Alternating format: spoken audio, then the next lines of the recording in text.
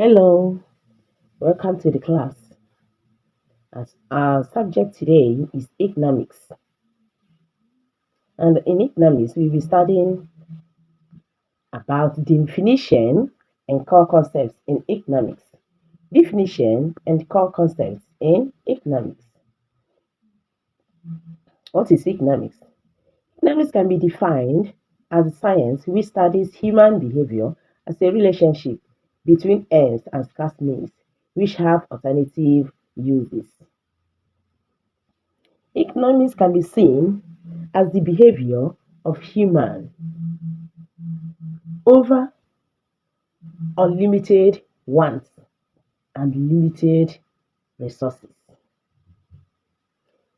It focuses on scarcity, choice, and the efficient use of resources to maximize utility or satisfaction.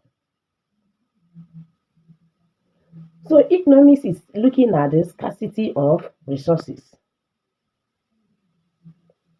the choice you can make over it in order to achieve maximum satisfaction or utility. Then, scope of economics. There are two scopes in economics: microeconomics and macroeconomics. Microeconomics, as its name appears, is tiny, is little. So microeconomics covers a tiny part of economics,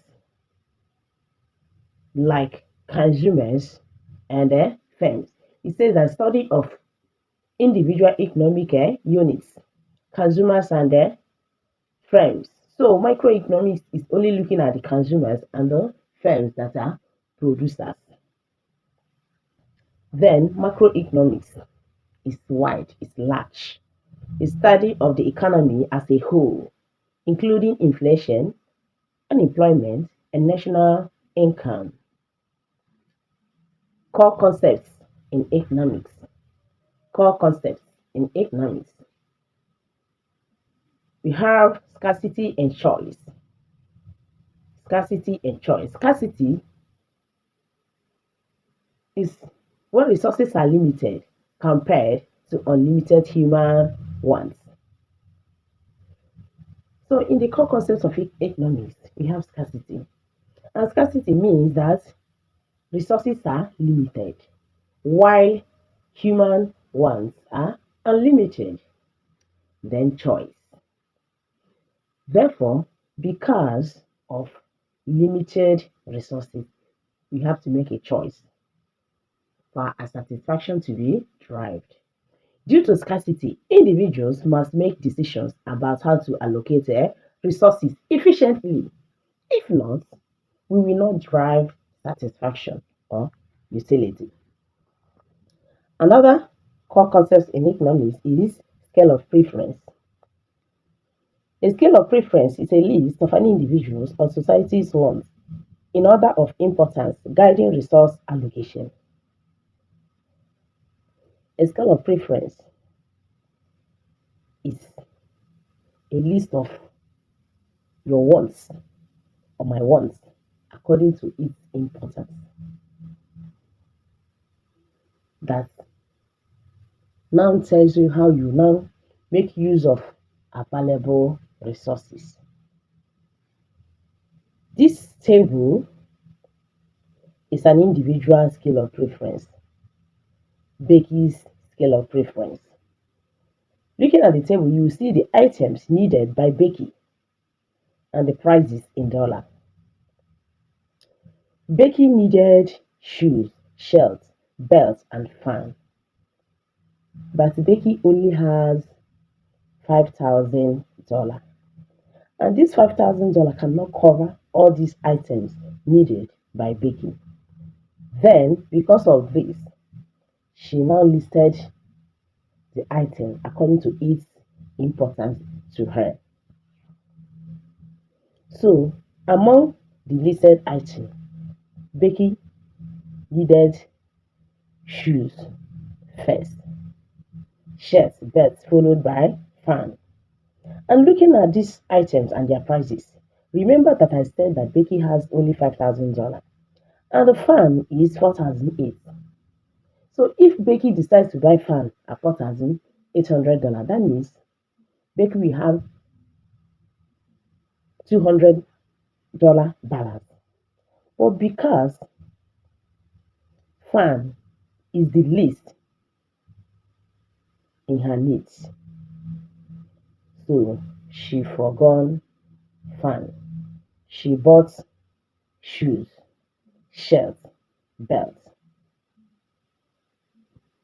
and left fan because the resources or the money available for her to purchase all the needed item is not enough. So this is the scale of preference when you list things according to its importance over the available resources or using the available resources. Another core concept in economics is opportunity cost. Opportunity cost is the next best alternative for God when making a choice. It is the satisfaction of one's wants at the expense of another want. So when you need things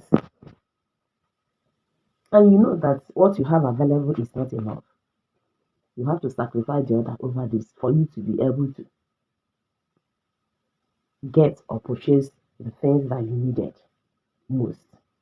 Because going for the few or more is not achievable. For example, choosing to buy exercise book instead of pen means the satisfaction from the pen is the opportunity cost. Let's look at this scenario. A student needs book and pen, but he doesn't have enough resources to cover the purchase of book and pen. Therefore, he chooses to buy book instead of a pen. Then the satisfaction that he will derive from pen, he sacrificed it over book. And that satisfaction that he will derive from pen is known as opportunity cost because he sacrificed the satisfaction over book. Production possibility curve. That's another core concept in economics. Production possibility curve. The production possibility curve, known as PPC, also known as production possibility boundary, is a diagram of graph showing the possible combination of two or more types of commodities which society can produce using a given quantity or available resources.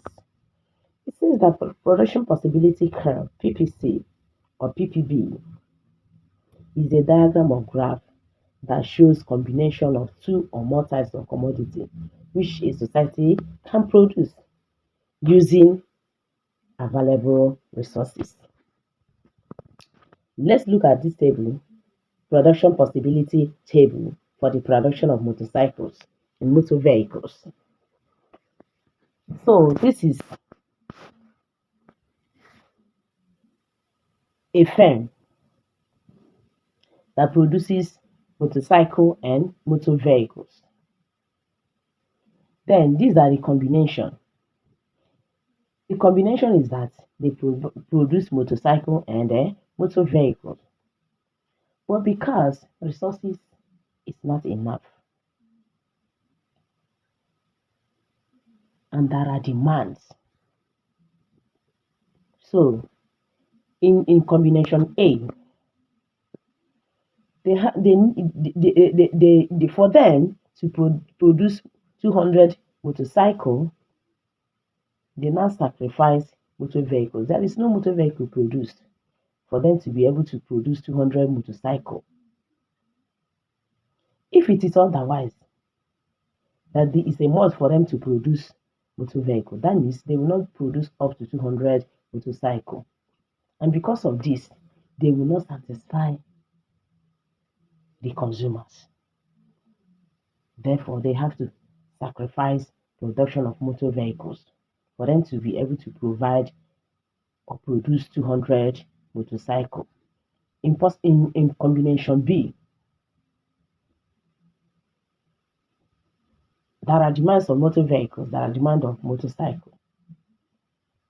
So because of this, they produced 170 motorcycle and 30 motor vehicles. That's the only thing that they can produce using the available resources. If they produce more of motor vehicles other than 30, that means they will not produce up to 170 motorcycle. And if they produce more than 170 motorcycle, they will not produce up to 30 motor vehicles. So in combination B, they produced 100 motorcycle for them to be able to produce 70 motor vehicles. So that is the production possibility we are talking about.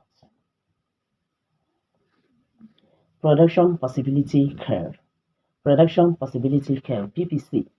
Looking at this diagram now, you will see point U inside the curve, point P at the curve, and point X outside the curve.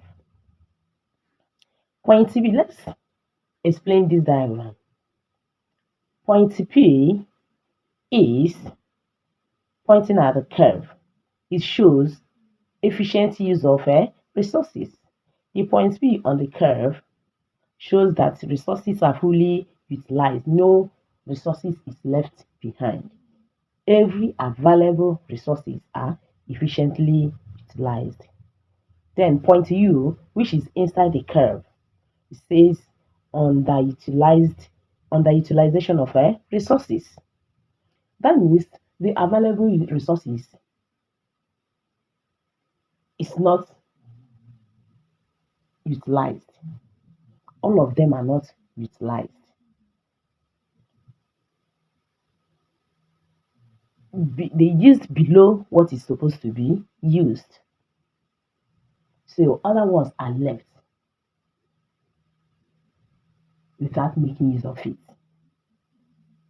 Then point X, which is outside the curve, says that production is not feasible. Why is the production not feasible or not attainable? Because of lack of raw materials, lack of human capital, and lack of technology. That is why the production is not attainable. Because of shortage of raw material, human capital, and technology. So this brings our lesson today to conclusion. So bear in mind that we discussed about meaning of economics, scope of economics, which is microeconomics and macroeconomics.